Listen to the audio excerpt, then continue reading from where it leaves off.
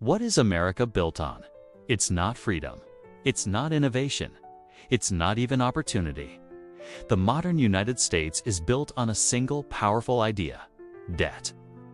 The U.S. economy doesn't run on cash or savings or accumulated wealth. It runs on borrowed money that doesn't exist yet, but is expected to someday. It's a system where tomorrow pays for today, and where the entire economy is designed around one assumption: that people, companies, and governments will always keep borrowing. This isn't a flaw in the system. It is the system. And to understand the American economy, you have to understand the one force that fuels it: credit. But America didn't always run on debt. In the early 20th century, the average American bought things the way people always had, with money they actually owned. Cars were paid for with savings. Homes were bought with cash. Students worked their way through college to pay tuition.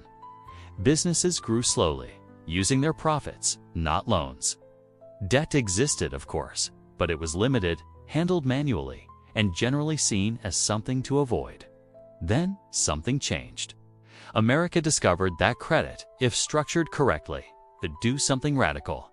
It could expand economic activity far beyond what current income could support.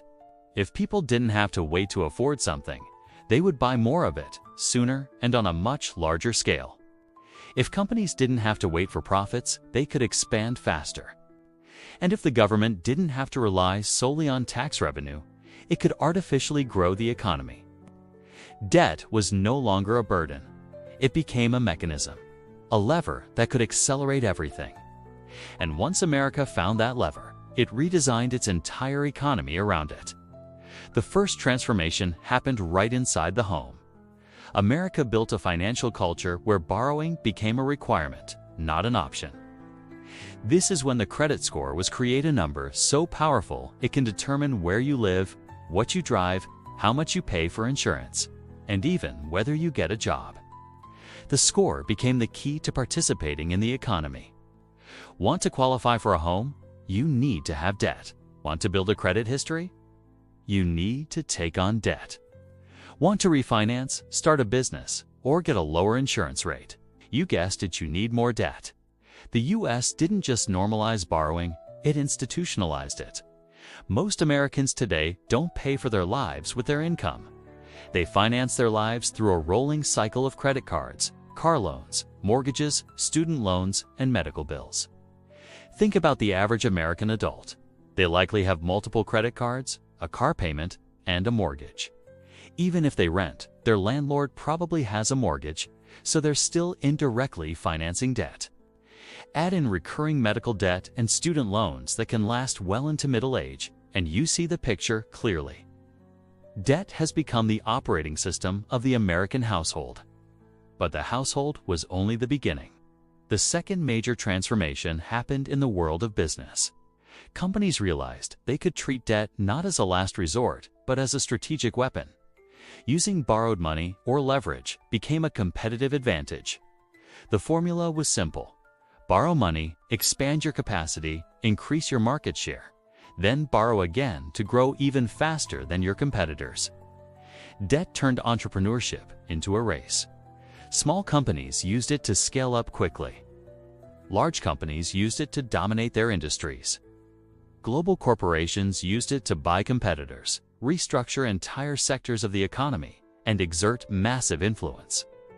Some of the biggest and most successful names in American business, like Apple, Amazon, and Tesla, carry staggering amounts of debt. Not because they're weak, but because in the United States, using debt is considered efficient. It reduces taxes, lowers the cost of capital, and increases shareholder returns. In corporate America, cash is not king. Credit is. Then came the third transformation, the biggest of them all. The government, the U.S. federal government, discovered the same power that households and companies had found. Debt is a tool for achieving massive scale. Taxes alone could never fund the country that America wanted to build. So, the government borrowed. It borrowed for wars. It borrowed for infrastructure. It borrowed for social programs. It borrowed to fight recessions. It borrowed to get through pandemics. It borrowed to prevent financial collapse and borrowed again to stimulate growth. Today, the United States has the largest national debt in human history, and yet the system keeps functioning. Why? Because America runs on a principle that would terrify most countries. As long as people around the world trust the dollar, America can always borrow more. For the U.S. government, debt isn't just tolerated, it's foundational.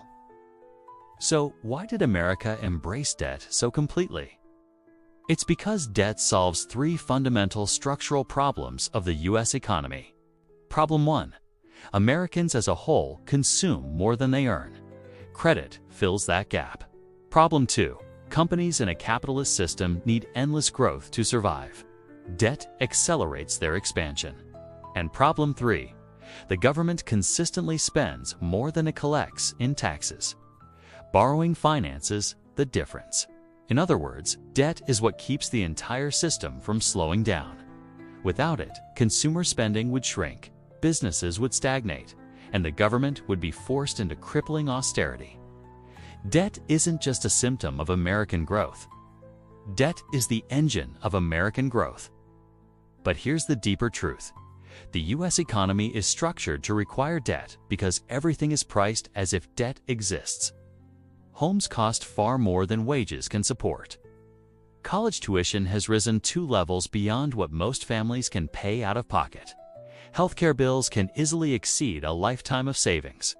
Cars are financed for 7 years. Even phones, furniture, and appliances are routinely purchased in installments.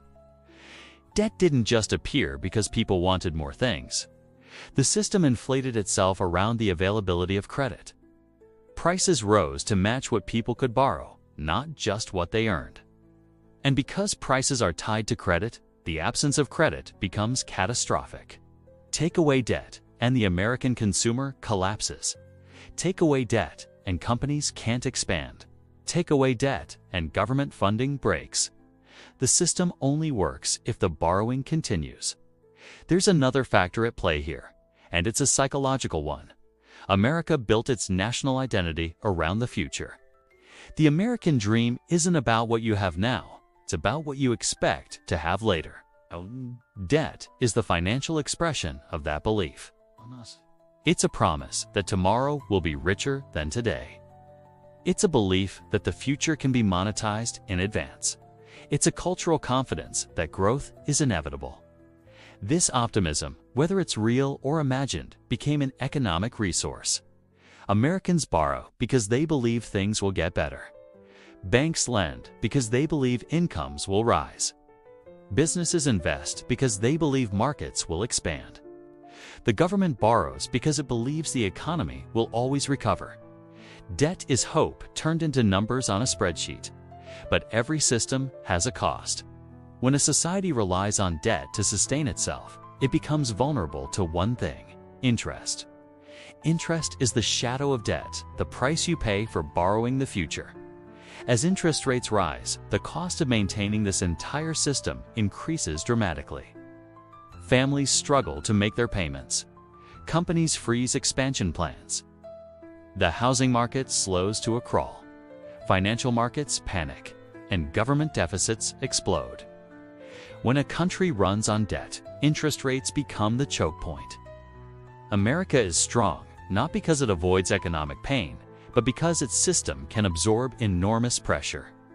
The U.S. has endured housing collapses, stock market crashes, recessions, spikes in inflation, major corporate failures, and government shutdowns. And yet, the system continues. Not because it's stable, but because it's flexible. Debt can be refinanced, loans can be extended, interest rates can be cut. The dollar can be printed. The government can step in to bail out crucial sectors, and consumers can eventually start borrowing again.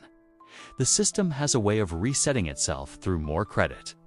So why does America run on debt? Because debt is the mechanism that keeps the economy expanding when income, savings, and productivity alone can't. Because the U.S. financial system is engineered to reward borrowing. Because prices are designed around credit, not cash. Because companies depend on leverage to compete. Because the government finances its power through loans. And because the culture is built on the belief that tomorrow will always pay for today. America doesn't run on money.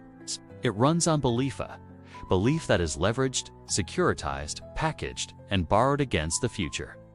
Debt isn't the weakness of the American system. It is the system, and the entire world is built on top of it. Thanks for watching. If you found this interesting, consider subscribing for more deep dives into how our world really works.